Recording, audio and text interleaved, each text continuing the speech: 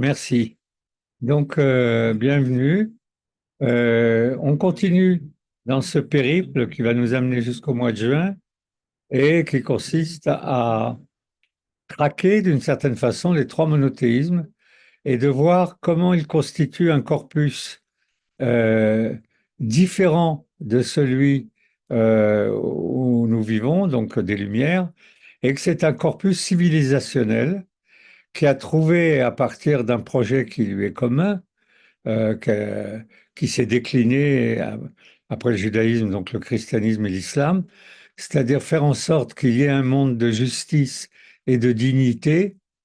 Les mots ont leur importance parce que c'est ni un empire, ni le fait de pouvoir imposer les structures d'un État, c'est le fait de pouvoir mettre en œuvre une éthique.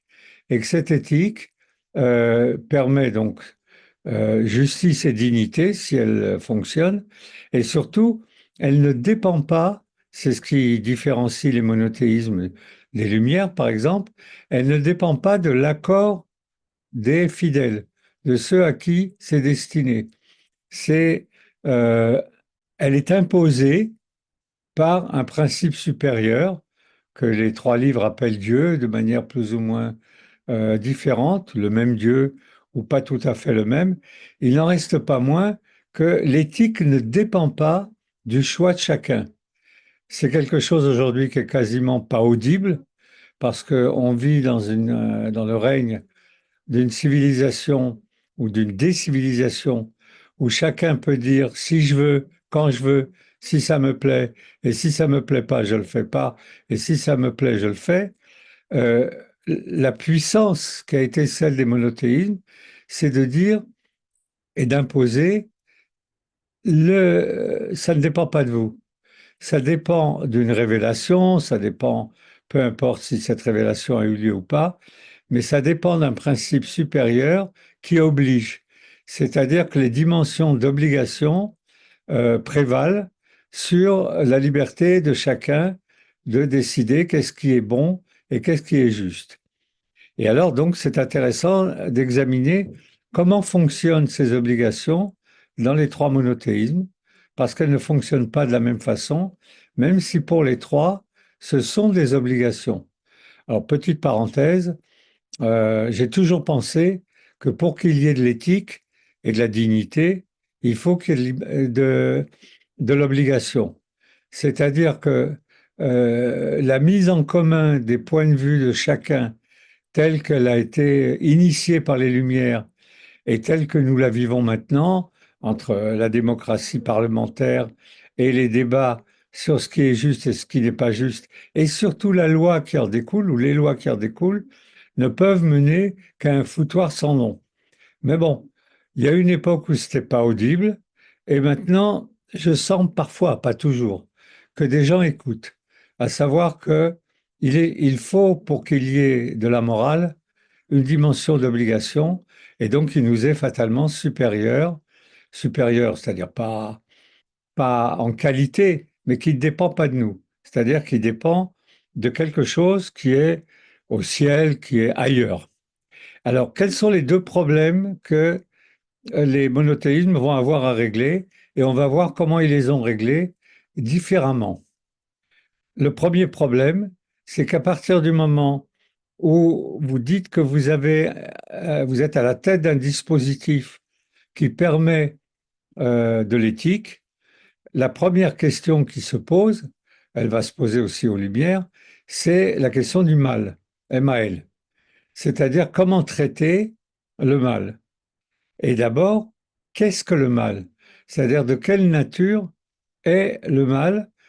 Curieusement, dans les trois monothéismes, le mal n'a pas le même statut. Donc, revenons là-dessus, puisqu'après, je parlerai de comment traiter le mal. La réparation, le pardon et la vengeance, vous l'avez compris, la réparation pour le judaïsme, le pardon pour le christianisme et la vengeance pour l'islam. Donc revenons à la première partie et avant que je commence cette introduction, un mot sur la musique et le premier volet qu'on va écouter. Ce sont des musiques d'un certain Guillaume Dufay. Alors, me surestimez pas, je pense que vous ne me surestimez pas du tout. Je ne savais absolument pas qui était cet homme, jusqu'à ce qu'on m'offre un coffret avec 5 CD de sa musique et sa musique païenne, puisqu'il a fait aussi de la musique religieuse. Donc, c'est un compositeur français, qui vivait en France en tout cas, du XVe siècle, et il était, dit Wikipédia, extrêmement célèbre à cette époque. C'est pas arrivé jusqu'à moi. Par contre, la musique est arrivée jusqu'à moi. Donc, on va écouter 3 extraits d'un, une composition qui porte un nom latin, Nuper Rosarum Flores, et le premier extrait, c'est l'extrait du début 1 minute 30 de l'amorce de ce morceau.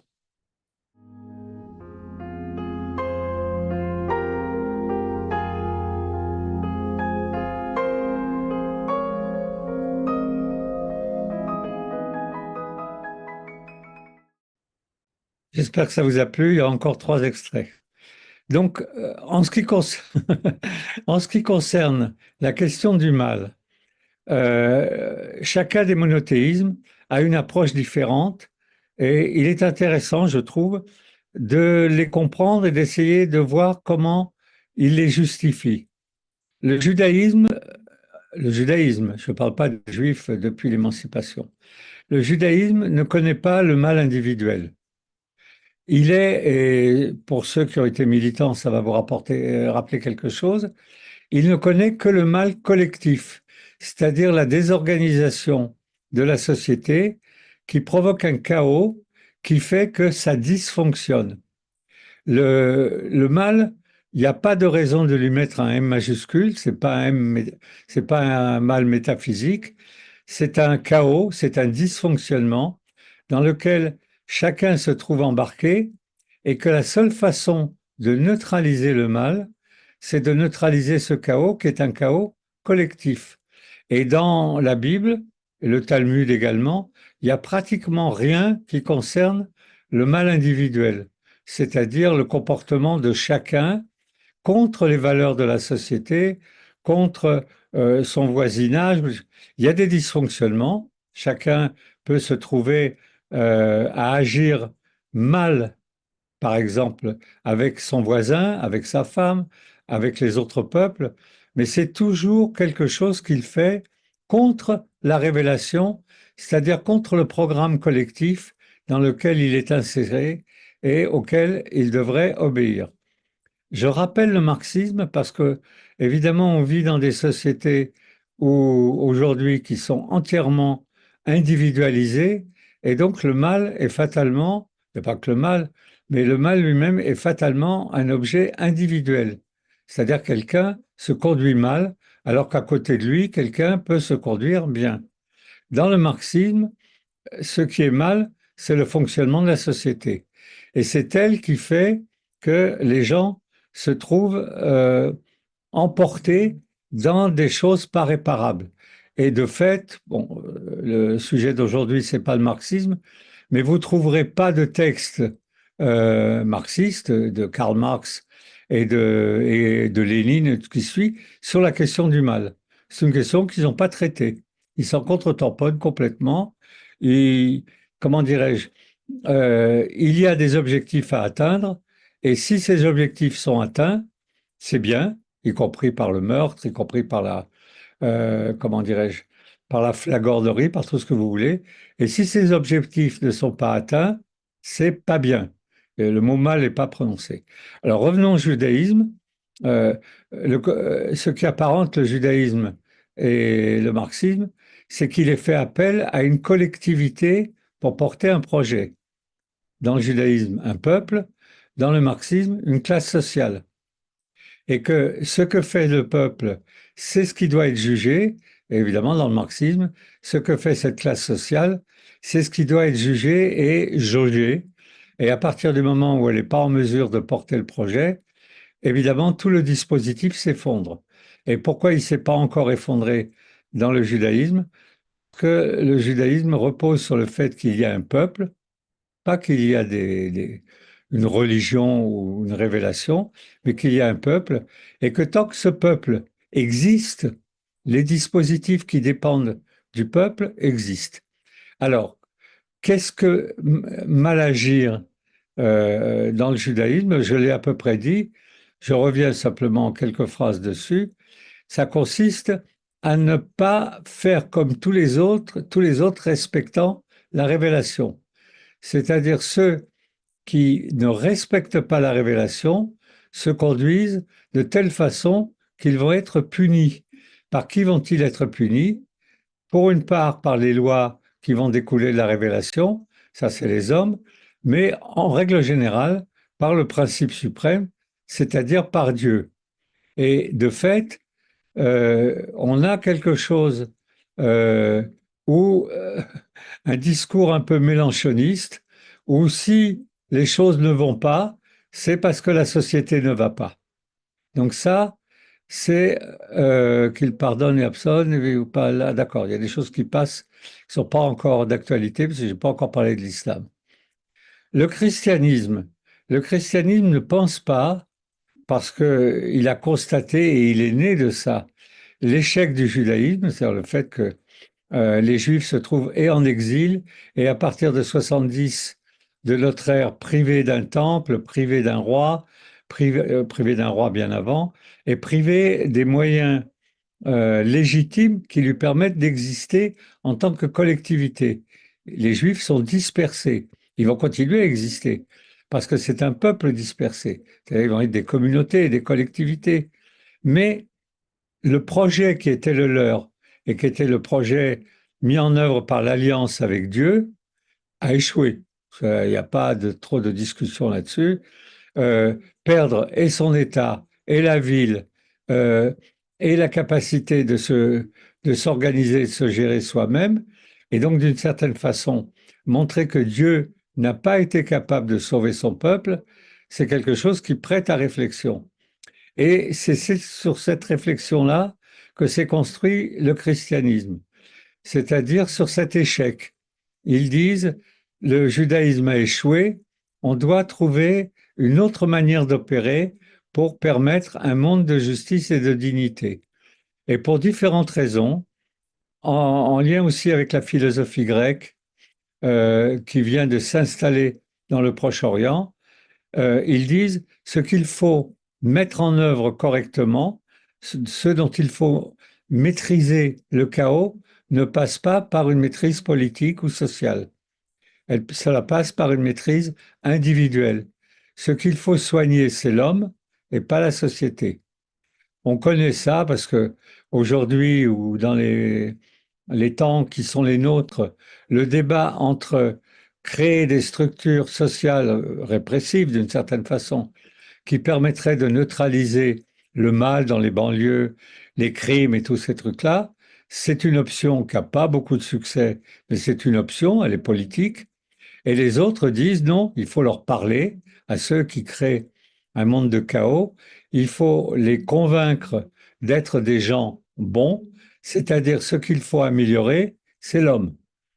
Et le christianisme va se construire sur le fait qu'il va préparer l'homme à la vie au ciel, puisqu'il est hors de question d'arriver à remettre en état ce qui a été détruit par les Romains et qui n'existe plus depuis que les Juifs ont perdu leur état et sont dispersés, c'est-à-dire de remettre en état quelque chose qui a échoué collectivement. C'est-à-dire, c'est pas chacun, quand on lit le Talmud, quand on lit la Bible, personne n'est accusé personnellement de l'échec du judaïsme. C'est collectif, à chaque fois. Et donc le christianisme dit, cette manière d'opérer est une manière d'opérer fautive. Il faut, et quand on va rentrer dans les dispositifs de réparation, c'est-à-dire de remise en état, on verra que le travail porte chez les chrétiens sur chacun, sur son âme, sur, sur sa disposition à être meilleur qu'il ne l'est, c'est-à-dire à pouvoir être un être d'exception, prêt à être reçu au ciel dans les meilleures conditions. Et à ce moment-là, la question qui s'était posée pour le judaïsme, est-ce qu'on peut euh, gouverner avec les lois juives? Et la réponse semblait être non, c'est-à-dire avec les lois issues de la Bible et les lois du Talmud, on ne peut pas gouverner, tout ce qu'on peut faire, c'est les étudier, ce qui n'est pas tout à fait pareil.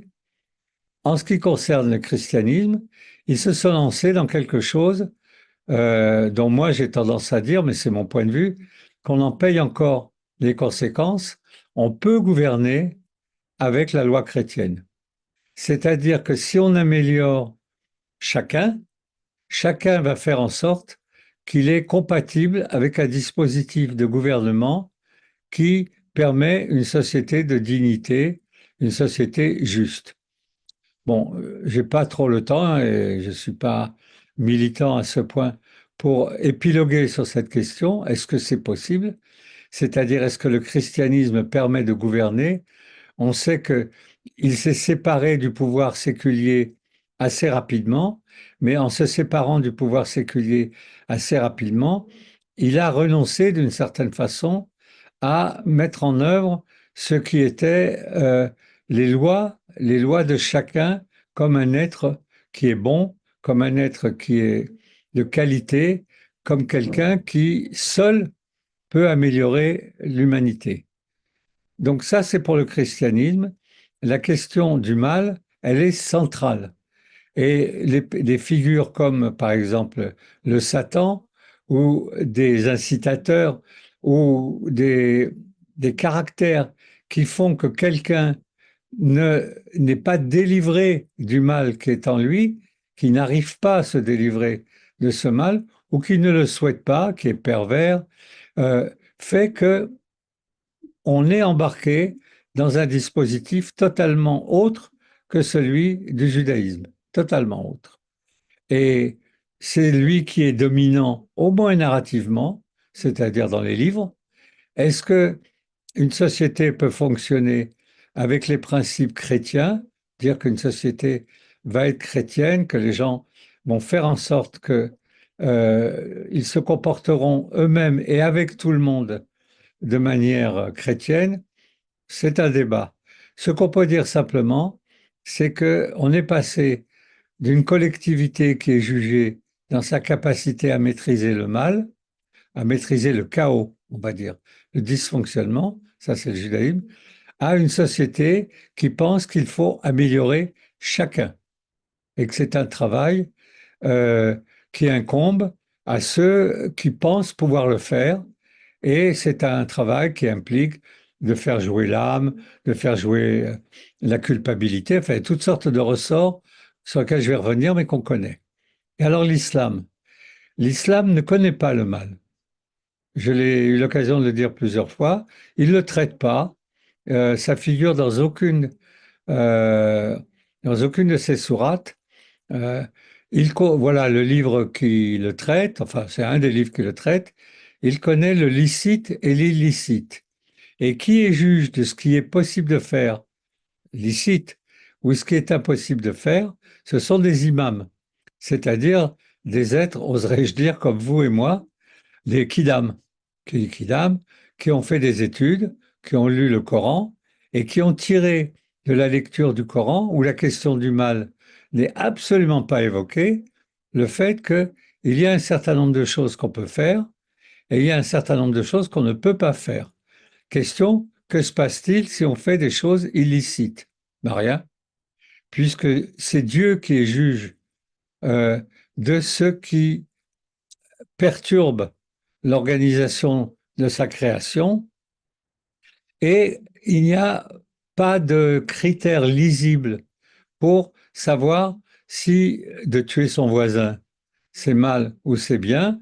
Euh, on a tout à fait le droit, le Coran est plein d'appels au meurtre, parce que ce sont des gens qu'il faut tuer, parce qu'ils sont à l'extérieur de la sphère musulmane. Et dans les lois que l'islam a retenues et qu'il a gardées du judaïsme, je vais le rappeler, mais je le dis maintenant, le judaïsme a fait un travail de fourmi, et le Talmud a recensé 613 commandements, ce qui est énorme. Euh, je mets au défi qui que ce soit de les mettre en œuvre, mais c'est comment ça? Ce sont des commandements euh, qui portent sur, j'avais noté, lesquels sont euh, les commandements licites et lesquels sont des commandements, euh, bon, j'ai mis ailleurs. Il y en a 365, je crois, qui sont des tu ne feras pas, et le reste, vous n'avez qu'à faire la soustraction, tu feras. L'islam dans le Coran, on a retenu sur ces 673, 6 ou 7. Il y en a vraiment très très peu. Il y a tu respecteras ton père et ta mère, tout à fait étonnant. Pourquoi celui-là?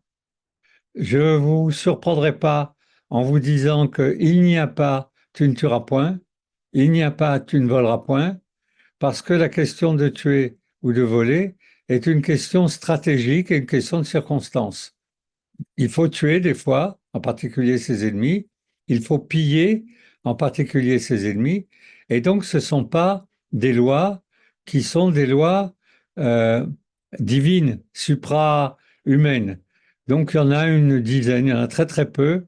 Euh, dans les 613 qui sont ceux du judaïsme, il y en a vraiment très peu. Ce sont les imams à partir du Coran et à partir des hadiths, c'est-à-dire des dix de Mahomet qui n'ont pas été retenus pour figurer dans le Coran. Il y en a, paraît-il, enfin c'est eux qui le disent, ça a été imprimé, donc c'est pas paraît-il, il y en a à peu près 10 000.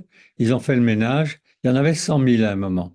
Donc Mahomet aurait énoncé toutes sortes de principes.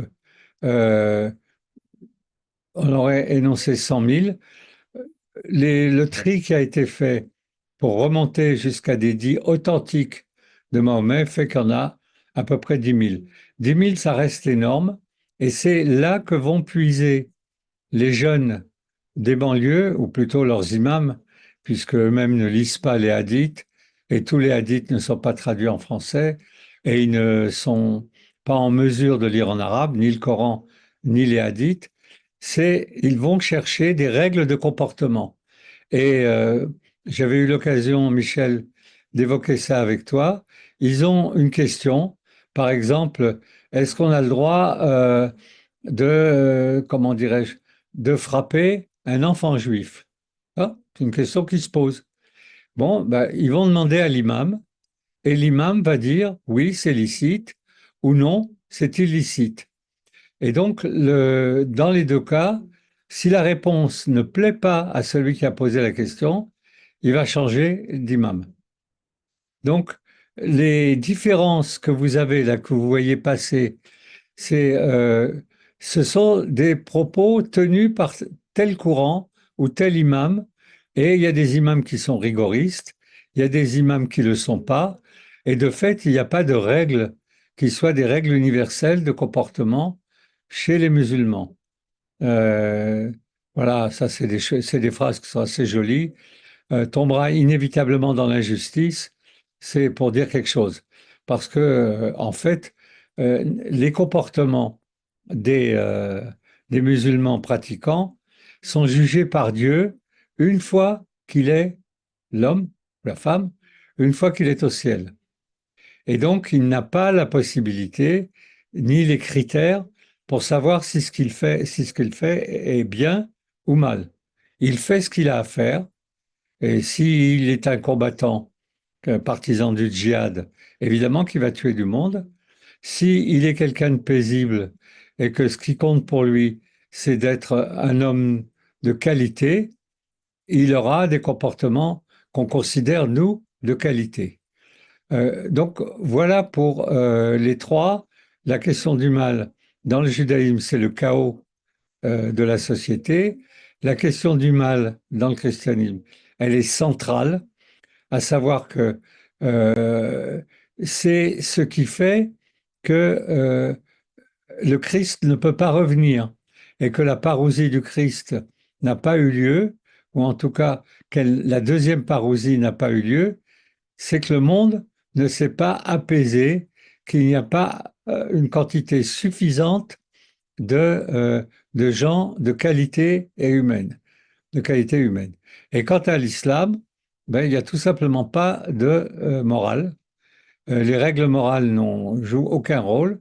Ce qui joue un rôle, c'est le fait de trouver une communauté, au cas de l'islam, dans le cas de l'islam, une communauté qui peut s'exprimer à travers un imam et que cet imam euh, donne des décisions, des sentences, et que ces sentences sont acceptées par ceux qui sont euh, ralliés à cet imam. Donc on va écouter encore un extrait de musique et là on va passer au problème des nuisances, c'est-à-dire que faire dans la mesure où évidemment il n'existe pas de société sans nuisance.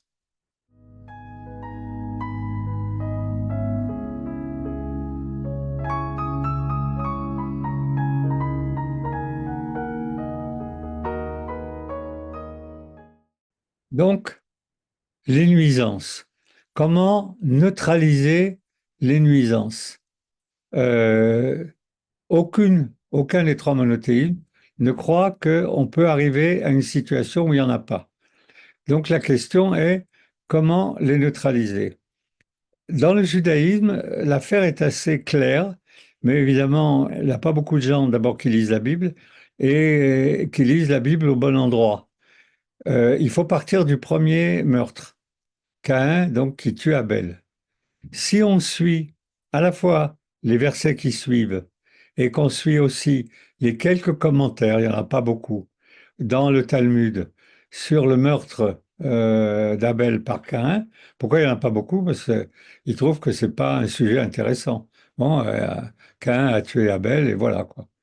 Euh, il est dit quelques versets plus loin, et Ève, connue du verbe connaître, c'est comme ça que la Bible dit avoir des relations sexuelles.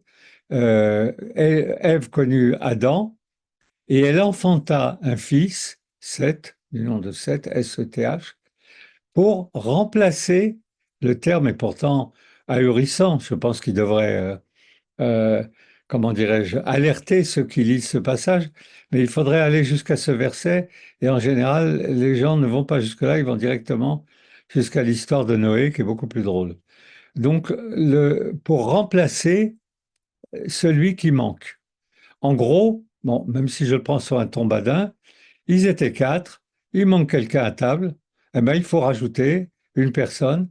Et donc, l'objet d'avoir un enfant supplémentaire est que le fonctionnement de ce qui a été mis en œuvre après la chute du paradis, c'est-à-dire Adam et Ève, deux enfants et sans doute des femmes, mais la Bible n'en parle pas parce que sinon on ne voit pas comment ils auraient eu des enfants, doivent améliorer la création. Je l'ai dit, je le redis, il faut qu'on garde cette chose présente à l'esprit parce que c'est aussi une clause d'antisémitisme.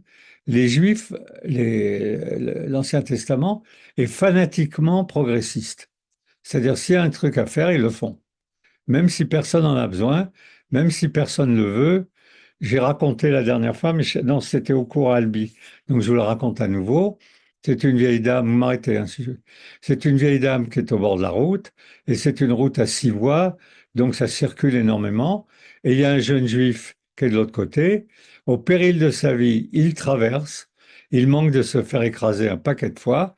Il attrape la main de cette dame, ils retraversent dans l'autre sens, au péril de leur vie. Maintenant, ils sont deux.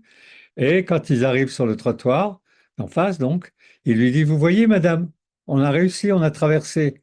Et elle dit, mais j'ai jamais voulu traverser. Donc, cette option, qui est une option progressiste, qui est typiquement celle du judaïsme, c'est-à-dire croissez, multipliez, soyez féconds. Euh, Lorsque Dieu dit, j'ai mis à votre disposition les animaux, les plantes, tout ça est destiné à servir de carburant pour améliorer la création.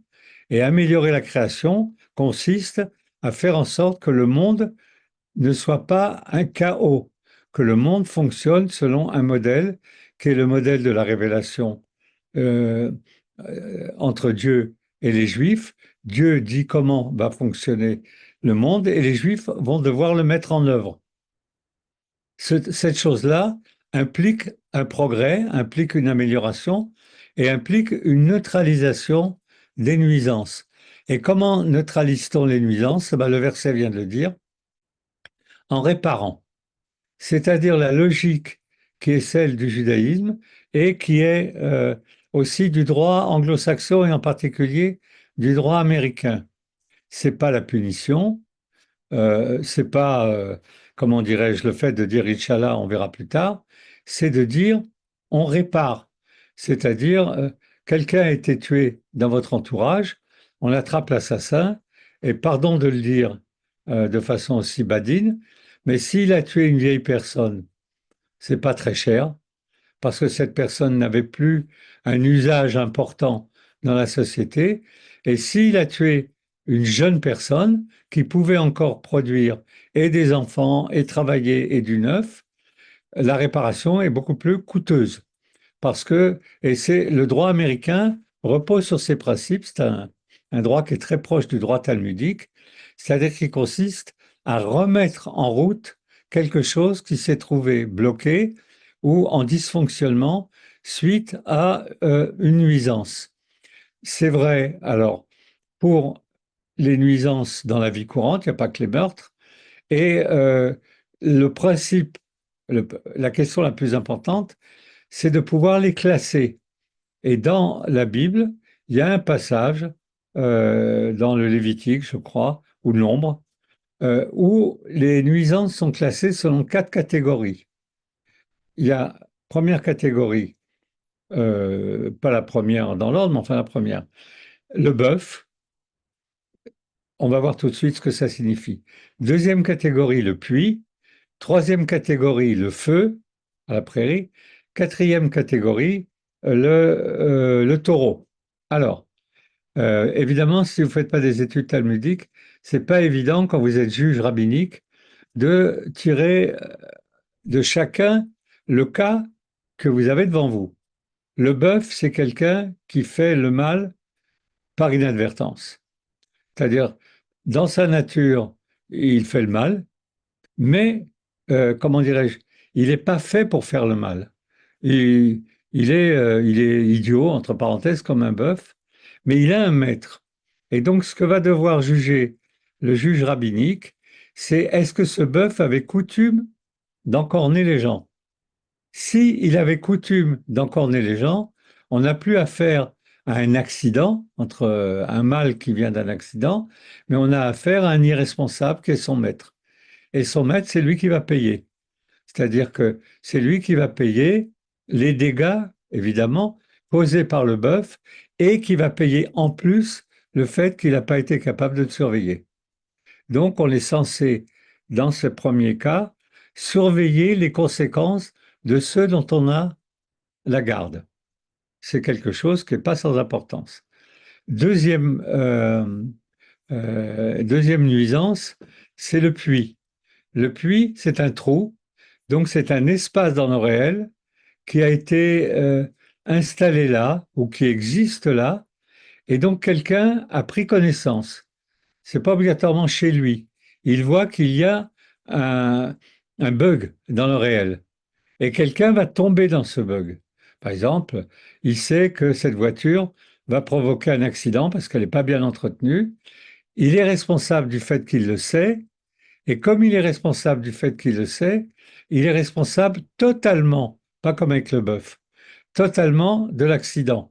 C'est-à-dire que le puits est passif. C'est pas comme un bœuf qui cherche à faire le mal. Le puits est un trou. Et si quelqu'un tombe dans un trou et que vous savez qu'il y avait un trou, vous êtes totalement responsable de ce qui s'est produit, de la mort de cette personne, de l'animal, enfin bref. Et donc, c'est une deuxième forme de nuisance, c'est le fait de ne pas surveiller euh, ce qui dysfonctionne alors que vous savez que ça dysfonctionne. Donc, c'est la responsabilité de celui qui sait. À aucun moment, on ne peut prétendre qu'on a droit de se taire.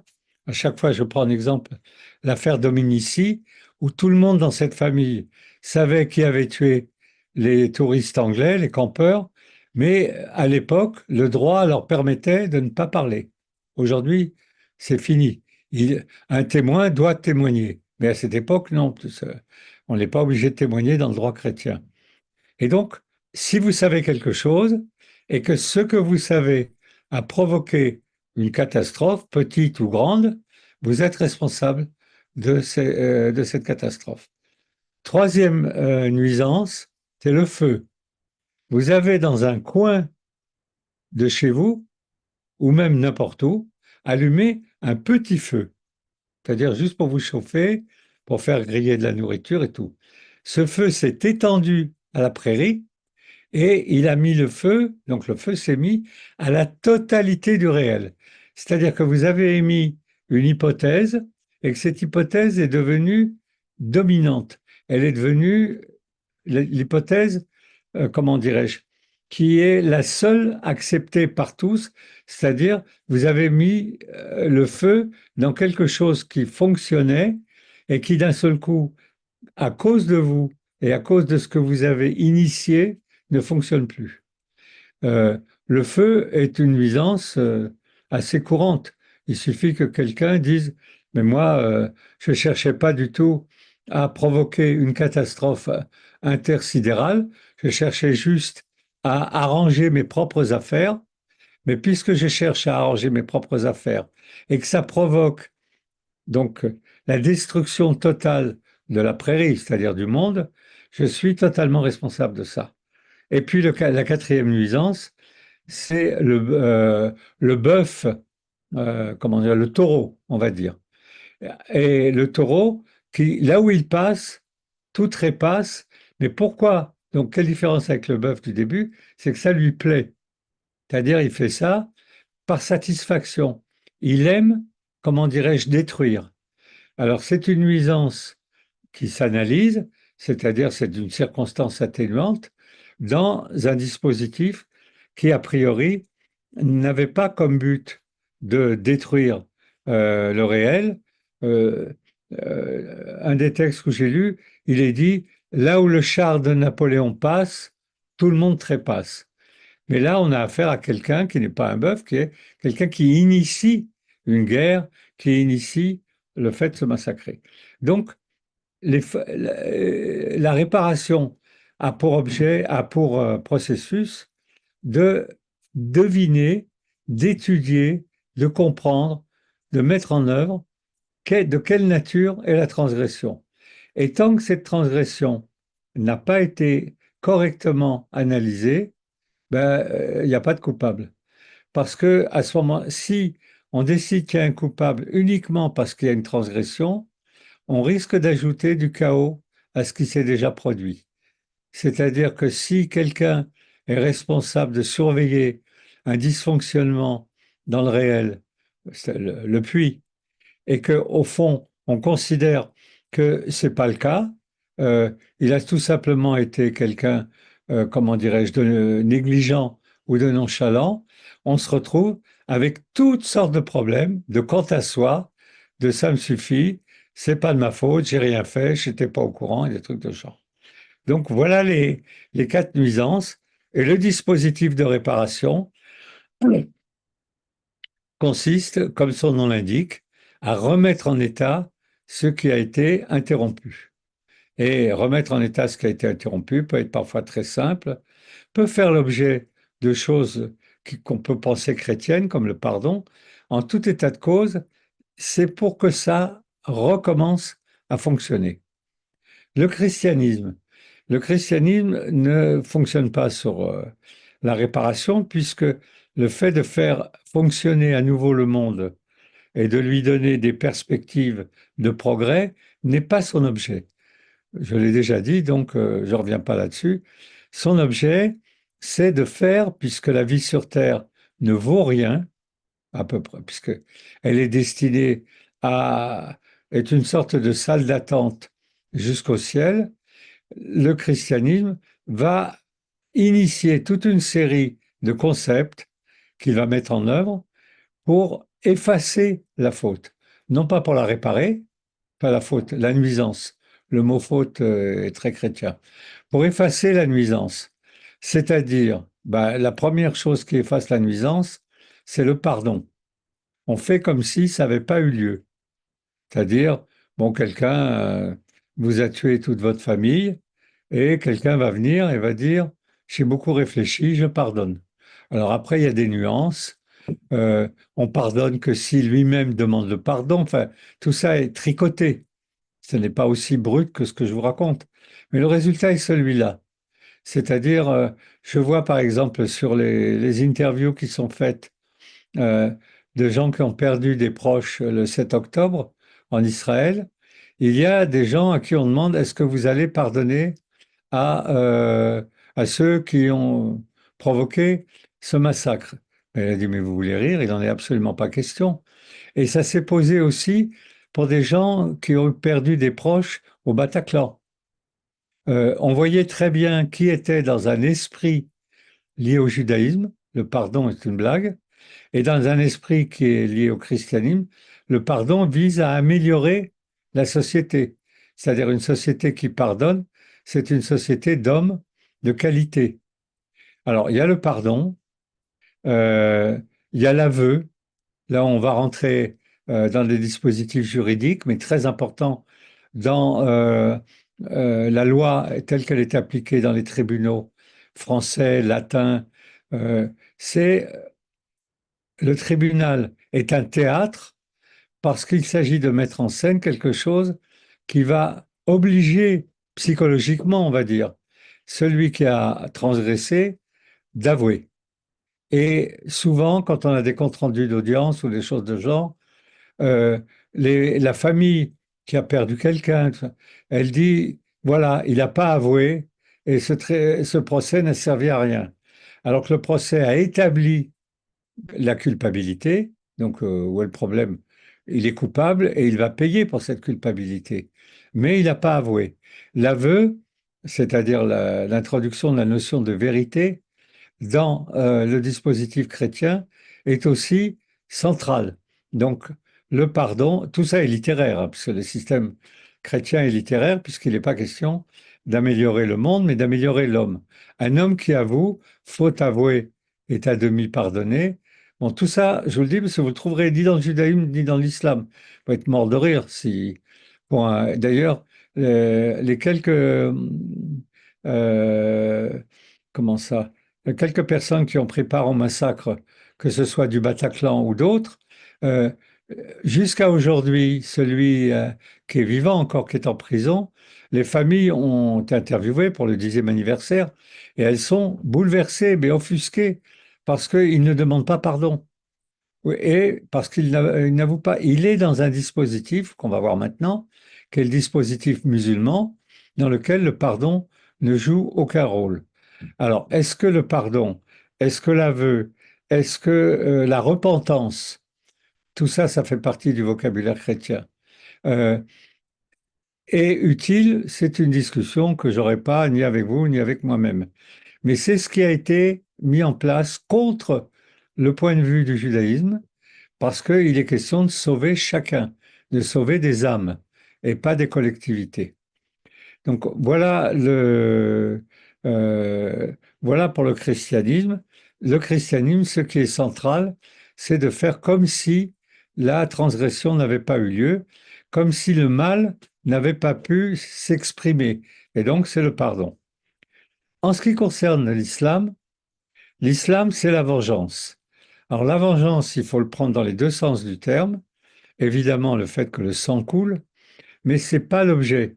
Euh, la vengeance vise à rétablir un équilibre. L'islam n'est pas une religion progressiste, le christianisme non plus. Mais le christianisme, en améliorant l'homme, est d'une certaine façon progressiste. C'est-à-dire, il essaye de faire un monde meilleur. L'islam n'a pas du tout ce projet. Le projet est de vivre sur Terre une vie de qualité, euh, dans une forme de sensualité, les jardins, euh, une vie érotique, parfois, enfin, tout ce qui fait que la vie peut être correcte et que cette vie qui peut être correcte ou qui peut être une vie de combat pour ceux qui ont choisi le djihad ne dépend absolument pas, mais absolument pas, des deux catégories précédentes, à savoir la réparation. Il n'est pas question de réparer quoi que ce soit, ni du pardon. le calcul qui est fait, c'est puisque la création, et c'est écrit comme ça dans le Coran, est parfaite, Allah, le Dieu, a créé quelque chose qui est impossible de critiquer, impossible de modifier, qui est, le mot est pas bien, nickel. Puisque c'est nickel, si vous supprimez un des éléments, vous tuez quelqu'un dans une tribu. Il faut rétablir l'équilibre. Ici, la vengeance, elle est un dispositif de rétablissement d'équilibre. Alors, quand c'est des meurtres, évidemment, ça implique un meurtre. On n'est pas assez attentif au fait que lorsque les tribus ou lorsque les musulmans militants euh, sont entre eux, ils appliquent la loi de l'islam. Si quelqu'un leur a été tué, ils iront tuer quelqu'un. Ils n'iront pas massacrer tout le monde. Ça a l'air difficile à croire, mais il suffit d'y être attentif et de regarder. Il faut rétablir l'équilibre qui a été rompu par le fait que quelqu'un a été mis en prison, c'est pas suffisant, mais a été abattu. Et c'est pour ça qu'on a des déclarations vengeresses terribles, à écouter en tout cas, lorsque les forces de l'ordre ont tué quelqu'un qui les menaçait, mais ont tué quelqu'un. À partir du moment où les forces de l'ordre ont tué quelqu'un, la vengeance consiste à tuer quelqu'un dans l'appareil d'État. Alors, pas obligatoirement un policier, ça peut être un prof, enfin tout ce qui fait partie de l'appareil d'État, tout ce qui fait partie de l'espace public. Et donc, l'espace public est censé être équilibré, et quand il est déséquilibré, alors il y a vengeance. Euh, il y a quelque chose auquel moi je suis assez attentif parce que je suis un peu les malheurs de l'État d'Israël. À chaque fois qu'il y a eu euh, un cessez-le-feu à Gaza, c'était clair, moi je le savais, on le disait, le dernier mot doit appartenir au Hamas parce que il va arrêter pendant quelque temps, pas longtemps, mais il va arrêter les combats une fois qu'il a rétabli l'équilibre. Et donc c'est lui qui va tirer le dernier. Et il va tirer le dernier. Et les Israéliens qui ont signé des cessez-le-feu, pour des raisons politiques, ont eu beaucoup de mal à s'habituer à cette idée que ce n'était pas eux qui tiraient les derniers, voire même que lorsque un cessez-le-feu était décrété à 5 heures du matin, plus personne ne tirait à 5 heures du matin. Ils tiraient encore, et il ne fallait pas répliquer, évidemment, parce que une fois qu'ils estimaient qu'ils avaient rétabli l'équilibre, c'était bon. Et donc, ces trois façons de fonctionner, euh, on les retrouve dans nos vies, mais on les retrouve de manière peu perceptible. C'est-à-dire pour qui n'a pas étudié ou n'a pas vécu aux États-Unis, la logique de réparation, où quelqu'un peut être pas innocenté, mais on n'arrive pas à le rendre coupable d'un crime, mais par contre il peut payer à la famille des dommages et intérêts absolument épouvantables, parce que c'est dissocier le fait d'avoir pu prouver que c'est lui qui a commis euh, O.J. Simpson, qui est soupçonné très fortement d'avoir tué sa maîtresse, le tribunal, après toutes sortes de manœuvres, n'a pas pu l'inculper. Par contre, il a payé une centaine de millions de dollars à la famille parce que le dédommagement est une réparation, alors que l'inculpation repose sur quelque chose de plus délicat. Après tout, comment savoir s'il a vraiment été le coupable que tout le monde dit? Donc, à part les États-Unis, un peu l'Angleterre, euh, où règne le droit non pas de l'aveu, mais le droit hébraïque, c'est-à-dire le droit de la preuve.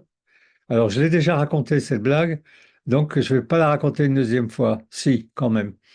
C'est c'est pas une blague, c'est une illustration. C'est quelqu'un qui va dans un commissariat à Londres et il dit, j'ai tué tout le monde dans l'immeuble. Et le gars lève même pas la tête de son ordinateur et il dit, écoutez, ou vous m'emmenez les cadavres, ou votre question ne m'intéresse pas du tout. C'est-à-dire, c'est le droit de la preuve. En France, et il y a encore pas si longtemps que ça, quelqu'un rentrait dans un commissariat et disait, j'ai tué tout le monde dans l'immeuble. On prenait un gendarme ou un policier et il commençait à prendre les aveux. Il n'y avait pas d'enquête puisqu'il avait avoué. Et donc, puisqu'il avait avoué, Il n'y avait pas besoin d'avoir de preuves, il n'y avait pas besoin d'avoir des corps. C'est fini hein, maintenant. Le droit de la preuve est rentré dans le droit français. De même, le droit des témoins les témoins qui encourent la même peine que ceux contre qui ils ont témoigné et il s'avère qu'ils ont fait un faux témoignage, c'est le trou, c'est le puits. C'est-à-dire, vous avez laissé quelque chose se produire et vous avez annoncé que c'était un acte malveillant, or ça ne l'était pas. Donc, vous êtes responsable de ce que vous avez dit, mais responsable au même tarif, ce qui n'est pas le cas en France. Un faux témoin, il peut se prendre 2 semaines. Dans le droit hébraïque, euh, d'abord, il faut deux témoins. Mais deux faux témoins, pour éviter justement qu'on n'ait que des gens qui viennent accabler leurs voisins, mais deux faux témoins encourent la peine de mort, d'après la Bible, s'ils ont provoqué la mort de quelqu'un. Donc, voilà pour les grands principes. Et réparation, pardon et vengeance. Le pardon, on vit dans des sociétés, en particulier les sociétés catholiques, où la question, pas protestante obligatoirement, mais catholique, où la question du pardon est centrale. Parce que la question de la qualité de l'âme est centrale. Une belle âme, c'est ce que peut espérer de plus l'appareil de l'Église qui vise à confesser, donc les aveux, à pardonner, à donner le tarif du pardon, euh, à faire en sorte que la personne va arriver au ciel dans le meilleur état possible. Quant à la vengeance, euh, on ne vit pas encore, dans des sociétés où est pratiquée de manière dominante la charia, mais les juges musulmans, ça peut être des imams d'ailleurs, c'est pas obligatoirement des juges aguerris, vous examinent s'il est question d'un rééquilibrage et donc d'un combat légitime ou si il est question de quelque chose qui déroge le rééquilibrage et met en danger la collectivité d'où est issu celui qui va agir.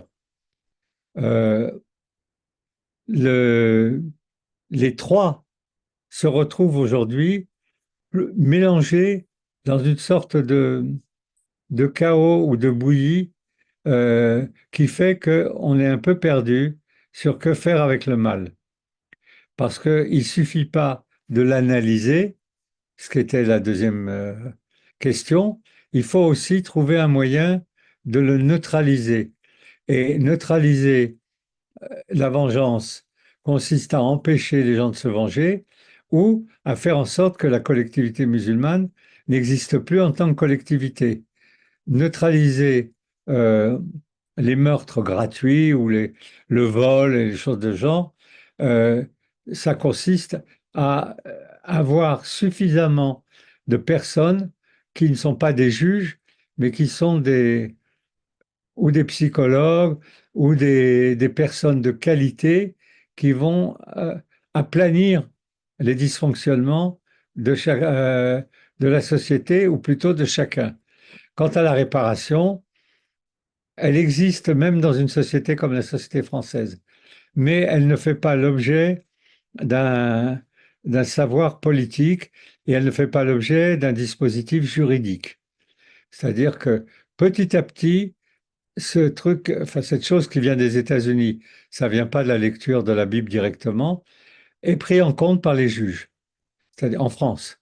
C'est-à-dire, ils fixent des tarifs et ils fixent des objets qui peuvent être réparés et pas pardonnés seulement et pas vengés seulement.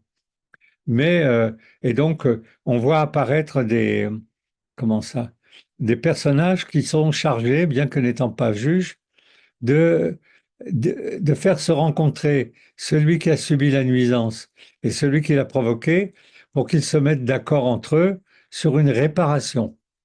Mais c'est très peu employé. Pourtant, ça déchargerait énormément les tribunaux. Euh, c'est très peu employé parce que, comment dirais-je, ça n'a pas valeur juridique. C'est comme un contrat. Et ce contrat peut être à tout moment euh, défait. Donc, on va écouter encore un morceau de musique et après, peut-être que on va aller aux questions et aux remarques. Euh, donc le troisième extrait de Guillaume Dufay.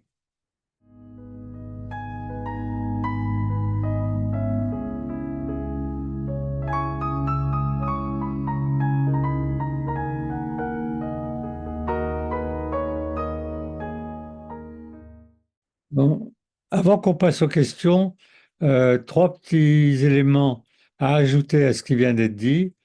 Euh, si vous avez percuté dans la manière dont fonctionne la Bible juive, c'est-à-dire l'Ancien Testament, et le Talmud, vous comprendrez cette phrase, mais qui est une décision rabbinique, qui dit il n'y a pas de mal sans cause. Parce que le mal est le résultat d'une erreur, d'une bêtise, d'une connerie. Euh, et donc, un des, un des décisionnaires, un philosophe qui était aussi rabbin, Heschel, américain, qui dirigeait le séminaire rabbinique de New York, euh, et qui a écrit de très très beaux livres sur l'éthique et sur le fonctionnement du judaïsme, dit sans aucun problème, en tout cas à lui, ça ne lui pose pas de problème, cette phrase, qu'avons-nous pu faire pour mériter la Shoah? C'est-à-dire que la question de la Shoah n'est pas une question, comment dirais-je, euh, sur la présence du mal dans le monde, ou la présence du mal chez les hitlériens ou les... Elle est, comme elle a eu un effet concret, c'est-à-dire la disparition d'une quantité de population juive très importante, la question se pose, où avons-nous dysfonctionné pour qu'il y ait autant de morts? Et donc, cette idée qu'il n'y a pas de mal sans cause est une idée qui est structurante à l'intérieur du judaïsme. En ce qui concerne euh, le christianisme, évidemment, l'accent est mis sur le peu de foi, c'est-à-dire que les gens qui n'ont pas la foi ou qui ont peu la foi sont sujets à des comment dirais-je à des dysfonctionnements tels qu'ils rendent le monde invivable. Si les gens avaient la foi, le monde serait vivable. Or, les chrétiens se rendent tout à fait compte qu'il y a de moins en moins de chrétiens pratiquants, qu'il y a de moins en moins de gens qui vont à l'église, et même les protestants, il y en a beaucoup moins. Et donc, l'analyse qu'ils font de la quantité de mal répandu dans le monde est le fait que la foi régresse. Ce qui évidemment est une analyse un peu ahurissante quand on connaît l'histoire du catholicisme, où le catholicisme a appuyé et a mis en œuvre des massacres de toutes sortes, et qu'en particulier, en ce qui concerne la période médiévale et après, euh, il y avait des tribunaux, de l'Inquisition, il y avait toutes sortes de choses. Mais même là, c'est un truc qu'il faudrait étudier plus longuement. euh, ils confiaient aux bras séculiers, c'est-à-dire pas à eux-mêmes, ce que les dominicains avaient trouvé comme dysfonctionnement. Et ces dysfonctionnements n'étaient pas des dysfonctionnements sociétaux, c'était des dysfonctionnements par rapport à Dieu, c'est-à-dire des hérésies. Et donc on se retrouve avec quelque chose qui est une idéologie qui va punir ceux qui ne se soutiennent pas cette idéologie, et qui va dire, puisqu'il y a de moins en moins de gens qui font partie de cette idéologie, c'est normal qu'on soit de plus en plus en but au mal. Quant euh, aux musulmans, le problème qu'il aurait posé depuis pratiquement 1820, 1830, depuis la colonisation, euh, c'est nous ne sommes plus chez nous. À savoir, nous n'avons plus un territoire où la loi qui est la nôtre peut s'appliquer correctement. Dans euh, les hadiths, il est dit, il est écrit, il existe deux natures de territoire, le dar et l'islam, c'est-à-dire le territoire où le monde musulman se gère lui-même, et celui-là ne pose aucun problème éthique, aucun. Puis il se passe des tas de trucs. Ils se tuent, ils volent, tout ça, mais ils ont les règles pour le traiter. Et le Dar el-Harb, c'est-à-dire le territoire de l'épée, c'est-à-dire le territoire où ils doivent terminer la conquête du globe, en gros. Or, ils n'ont pas de règles de conjointement pour vivre avec les autres. Les Juifs, ça fait 2500 ans qu'ils savent ce que c'est qu'un prochain. Ils ont vécu presque tout le temps avec des prochains.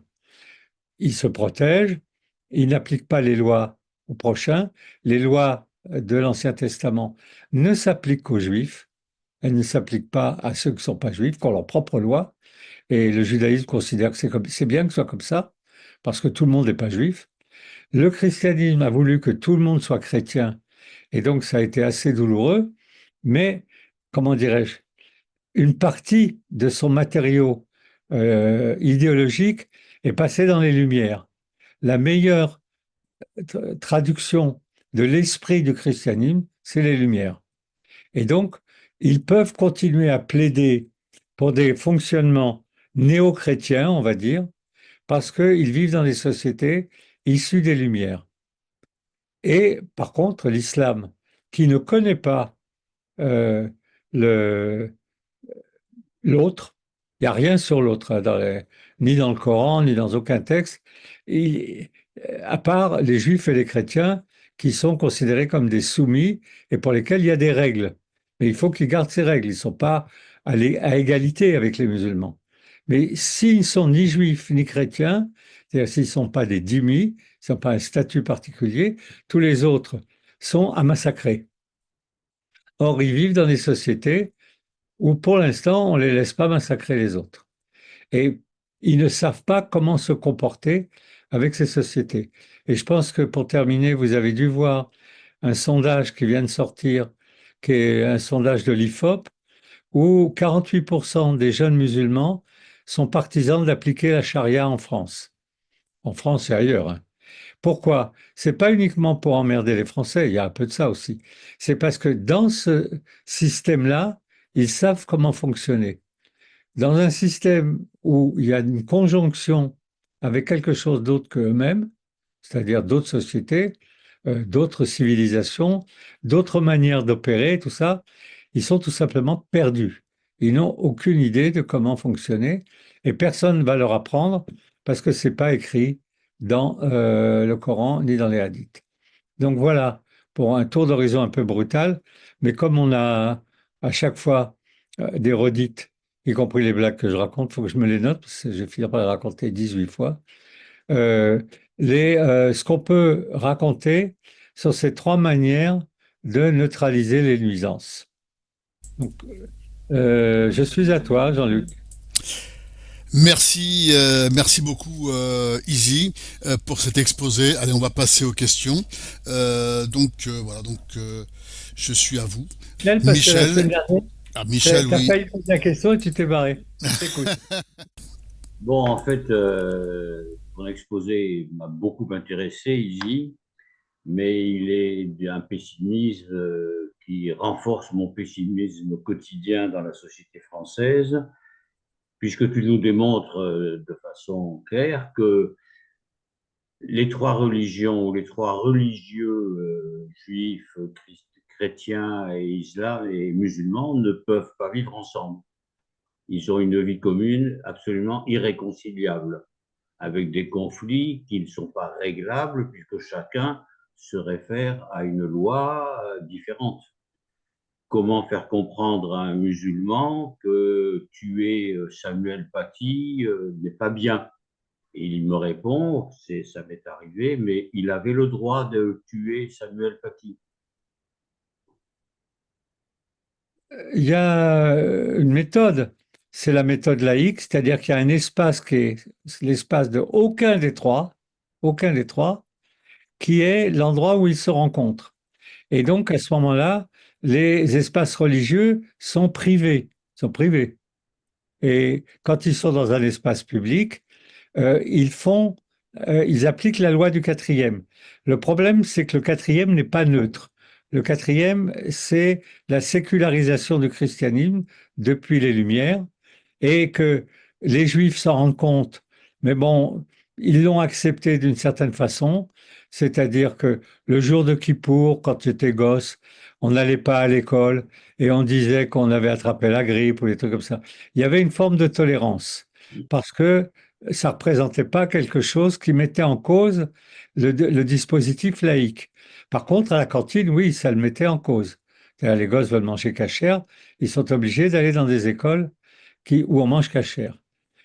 Pour l'islam, qui est à la fois plus rigoriste, qui est le dernier arrivé, et qui estime que tout ça, c'est des conneries, c'est-à-dire ça a dysfonctionné complètement, l'espace qui est l'espace laïque est un espace blanc, colonial, woke, et ce qui n'est pas totalement faux. Et donc le prix à payer pour se rallier à cet espace où ils peuvent parler poliment avec des juifs, par exemple, et n'est pas neutre, n'est pas neutre. Et donc, euh, c'est assez difficile. Moi aussi, je suis pessimiste, mais mon pessimisme, comme tu as pu l'entendre, il porte surtout sur le monde musulman. C'est-à-dire, comment peuvent-ils arriver à vivre dans des endroits où ils ne sont pas majoritaires et où les règles de fonctionnement ne sont pas les leurs. Et c'est vrai aussi à l'envers, contrairement aux apparences, la quasi-totalité des pays dits musulmans deviennent de plus en plus religieux, entre guillemets, et non pas de plus en plus laïques. Ils appliquent de plus en plus la charia. Et donc, les minorités qui pourraient vivre chez eux et qui pourraient donc servir de pont ou de passerelle sont obligés de s'en aller parce qu'il n'y a pas de place pour des minorités. Ou même l'histoire comment ça, des soumis, euh, c'est-à-dire chrétiens et juifs, est tombée. C'est-à-dire que là où il restait quelques chrétiens à Bethléem, il n'y en a plus. Là où il restait des chrétiens à Nazareth, il n'y en a plus. Euh, là où il y avait des juifs, il n'y en a plus du tout, du tout. Et donc, c'est un, c'est une marche arrière qu'on demande aux musulmans pour lesquels il faut des modèles. Je terminerai là-dessus.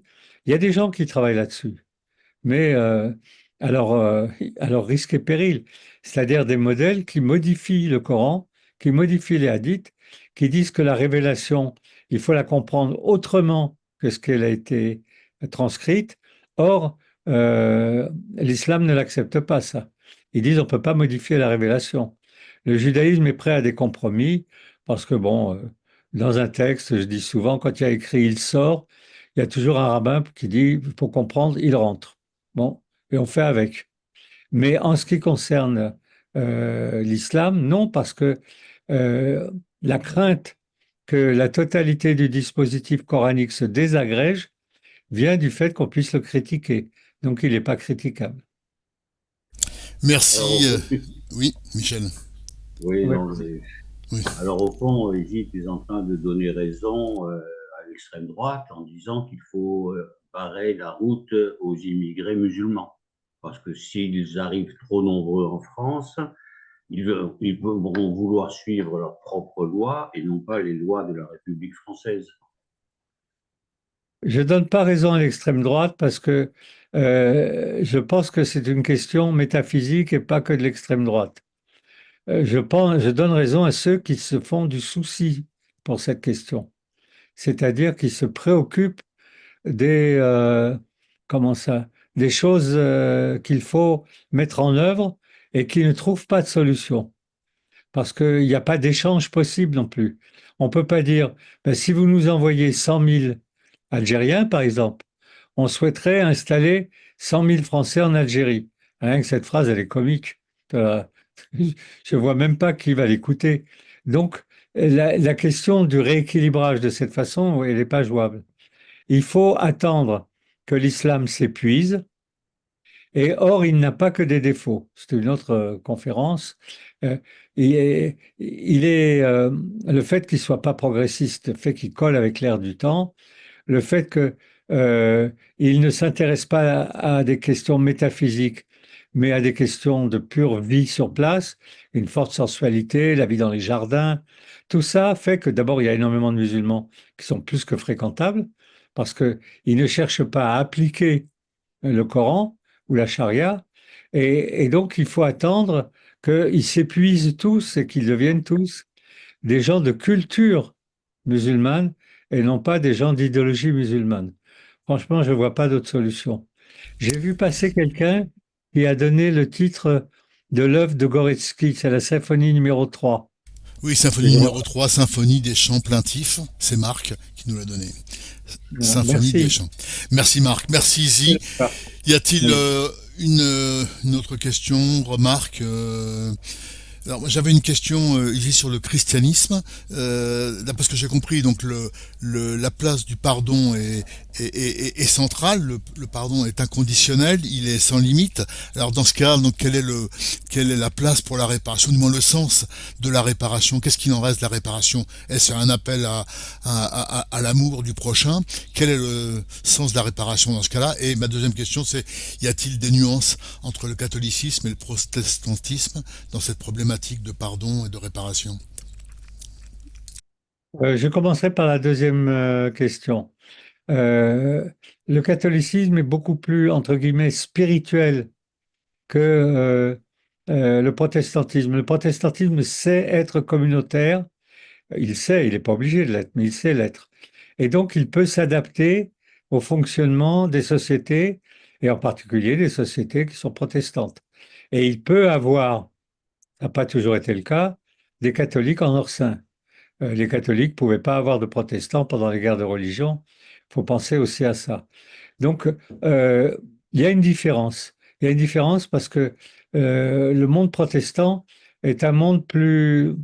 D'abord, les prêtres peuvent être mariés, peuvent avoir des familles. Il est plus concret. La spiritualisation à l'extrême, je dirais, euh, du christianisme, le fait d'être des âmes de qualité inouïe, je dirais, c'est l'objet, d'avoir des saints, des saintes, euh, d'être en amour avec l'autre, avec Jésus, rend l'objectif quasiment pas impossible, mais très difficile à atteindre.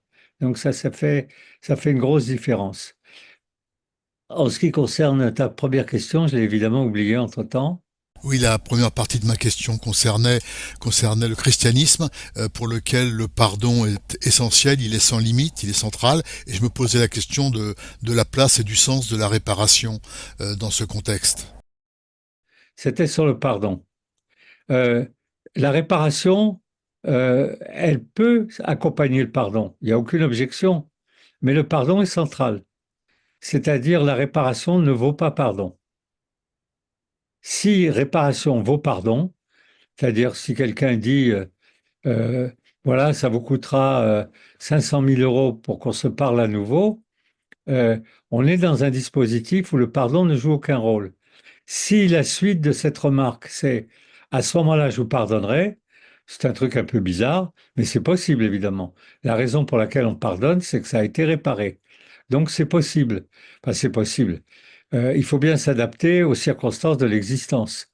Euh, mais c'est sûr que l'aveu, le pardon, sont au cœur du dispositif chrétien. C'est ce qui donne une forme de luminosité à la vie du chrétien.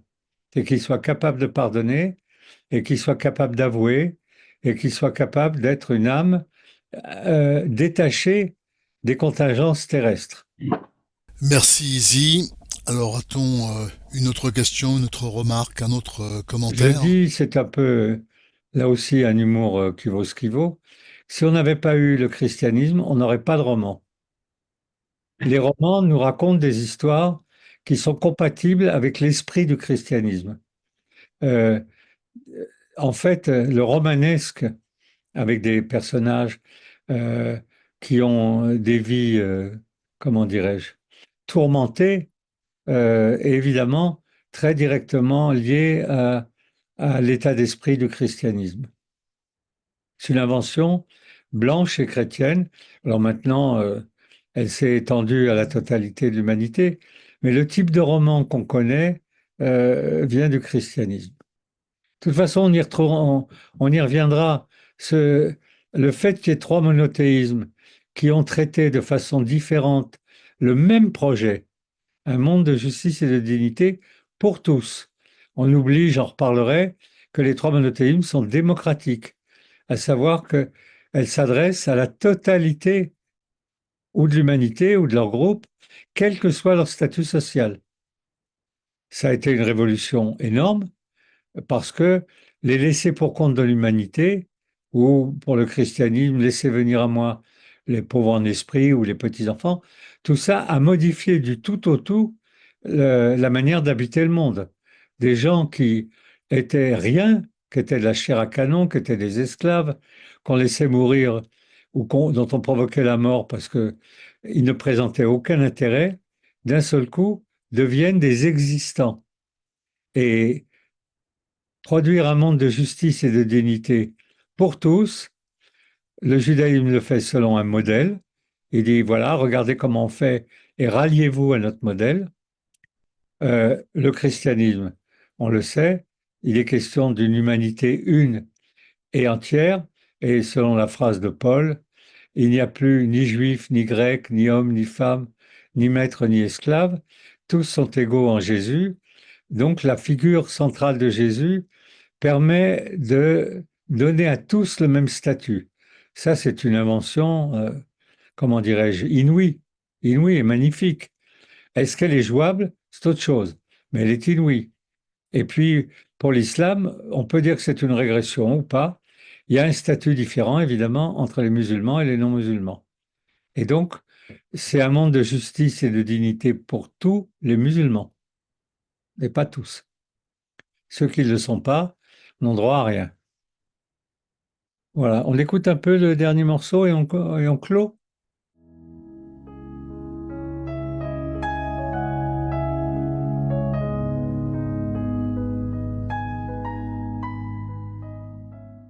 Voilà, merci. Merci beaucoup, Izzy.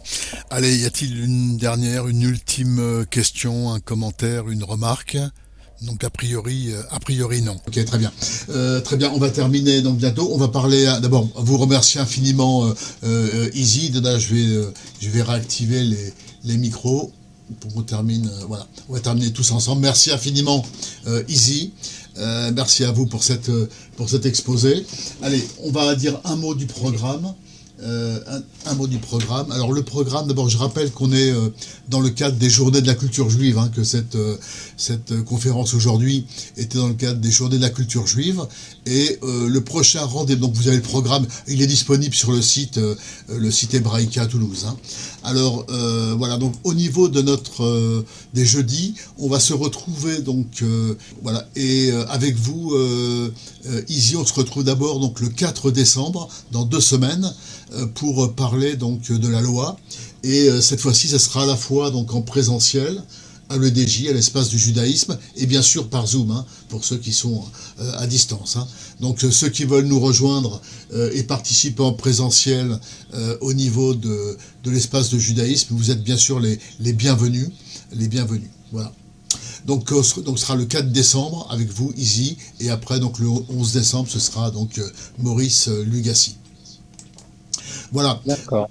Je vous remercie infiniment à tous. Portez-vous bien, que des bonnes choses. Merci à tous pour votre fidélité. Je rappelle que cette conférence sera disponible en podcast sur la chaîne YouTube Hebraïca. Donc, comme toujours, il y a une centaine de conférences maintenant sur cette chaîne. Toutes les conférences des jeudis d'Hebraïca sont disponibles en podcast, peuvent être écoutées et réécoutées indéfiniment, et c'est un immense plaisir. Allez, on se quitte avec le générique. Merci encore à tous et à très bientôt.